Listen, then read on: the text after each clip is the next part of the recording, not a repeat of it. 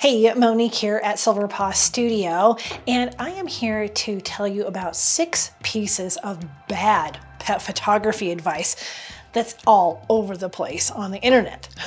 I have seen this in articles, in 10 things to, 10 traits of pet photographers, in big name magazine articles. Like, there's some bad pet photography advice out there.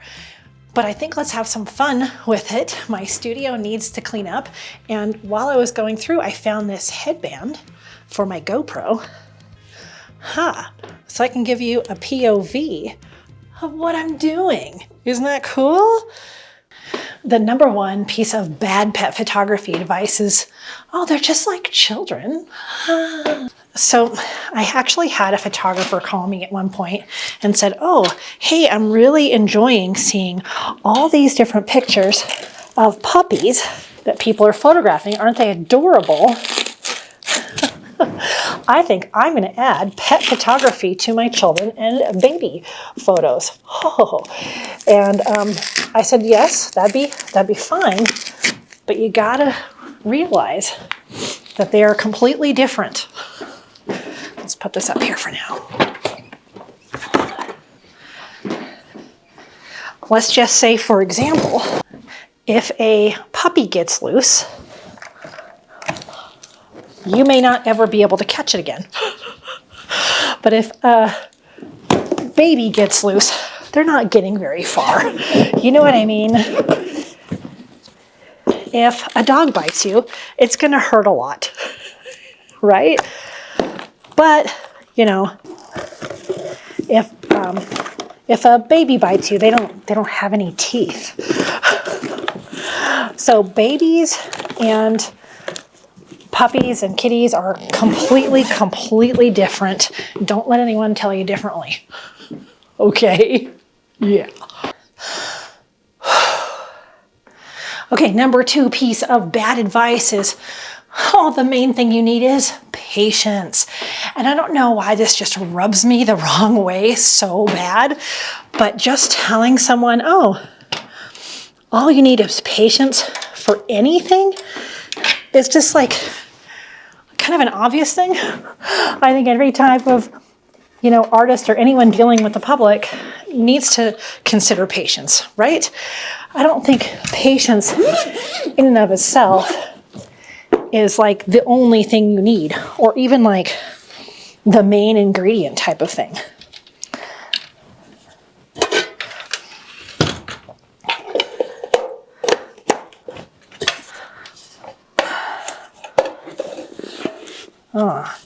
This goes in the other bag, actually. So I think patience is good, of course, but I'm getting real tired of it being like one of 3 things you need as a pet photographer. You need that for babies, you need it for weddings. Patience is just an ingredient that any photographer should have. That's it. They should just have patience. And I get really exhausted when I see that as one of the three attributes of a pet photographer. There's so much more to pet photography, and saying patience is the main thing. I think that's a little ridiculous, don't you think? Yeah. The number 3 piece of bad advice is that, pet photography clients aren't going to spend much. Are you kidding right now? Oh my gosh. I think that people just assume that, but I don't think they realize that the pet world is worth, I think the statistic is $3 billion a year. In the US, people spend $3 billion a year on their pets. And to think they're not going to spend a healthy average on their pet photography is ludicrous. They absolutely will.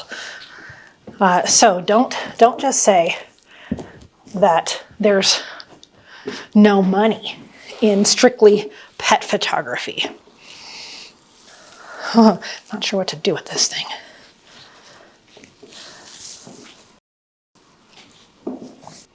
And the number 4 piece of bad advice is that pet photography clients will only buy cutesy things.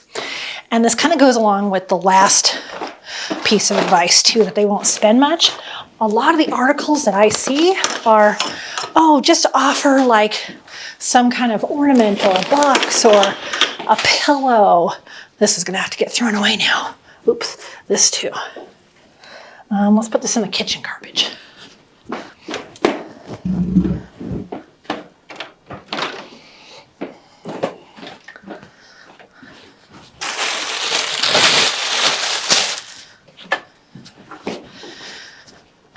So again, the idea that people are only gonna buy little cutesy things and not art to put all over their house or give as gifts or put in albums, I think is also ridiculously short-sighted and obviously not true.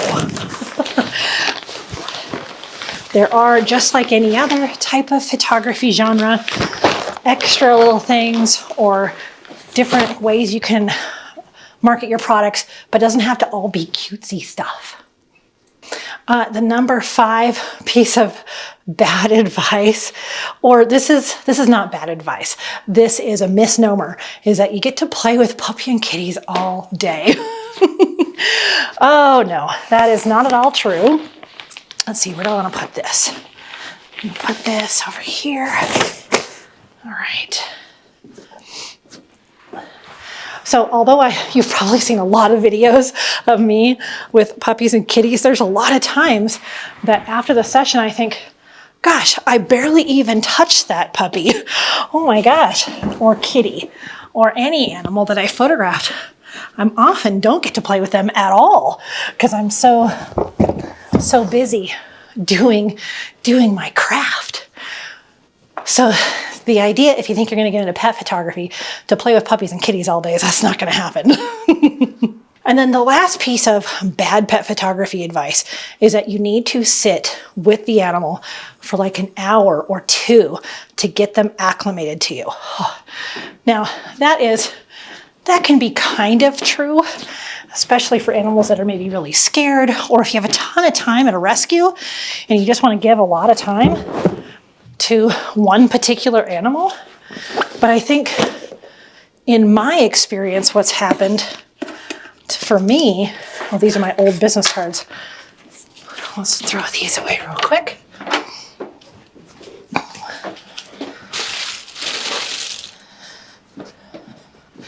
Ooh, this is looking pretty good.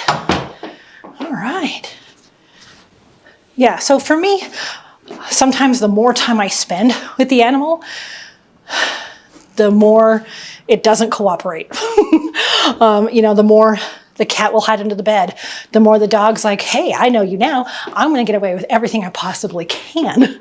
So I think that is actually a bad piece of photography advice. You don't always have to spend 1, 2, 3 hours with a pet. Sometimes just get in 15 minutes, you're done, and it's less stressful. You don't have to spend as much time with them. So that was my 6 pieces of bad pet photography advice. Take a look at the studio. Doesn't it look good? Okay, wait, this table's kind of a mess still. This all needs to go in here. All right, and this goes over here.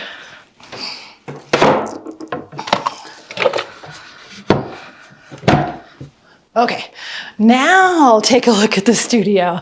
I think it looks pretty good, and with lots of time until my guest arrives. So, thanks for cleaning the studio with me today. Let's take this off my head. If you can think of other bad pet photography advice that you have heard, let me know in the comments. I think this was a little bit serious, a little bit lighthearted. We're our whole own genre, right? Sometimes you can't compare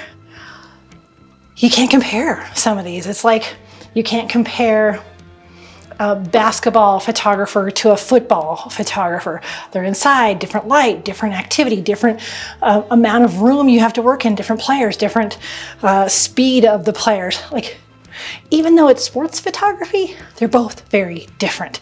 So pet photography is like that too. Very different than babies or seniors or weddings. And we just need to acknowledge that it's a legit field and we have our quirkiness, but we also have awesome, awesome clients that will go through the process just like they would in any other portrait type studio. So, hope this gave you something to think about, and I'll see you soon. And as always, I wish you many woofs, purrs, and TREATSs.